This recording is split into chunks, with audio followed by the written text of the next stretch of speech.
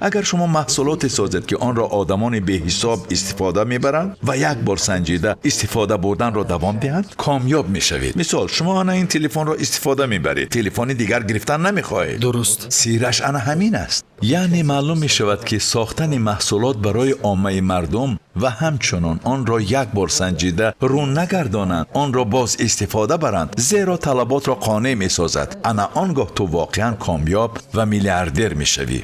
یعنی درباره محصولات فکر کردن در کار، نه درباره پول. پول بعد خودش میآید. درباره ارزش ها، درباره زنجیره ارزش ها فکر کردن در کار، یا به طور افقی یا به طور عمودی، آنگاه ثروتمند میشوید. همه میتوانند ثروتمند شوند اگر درست فهمند. عیناً مثل آن که همه خواندن و نوشتن را یاد گرفتند. ما نمیگوییم که فلان کس استعدادی نادر دارد، برای همین خوانده و نوشته میتواند. حالا برای همه این کار عادی است، اما اگر نتوانی دیگران حیران میشوند که تو چطور خوانده و نوشته نمیتوانی. عیناً همین این الگوریتم است.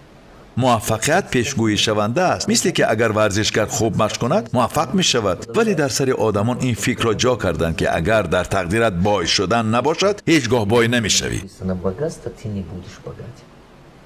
شما به این باوری دارید؟ به چی؟ به سرنوشت. به تقدیر؟ بله، به تقدیر باور میکنید؟ به تقدیر؟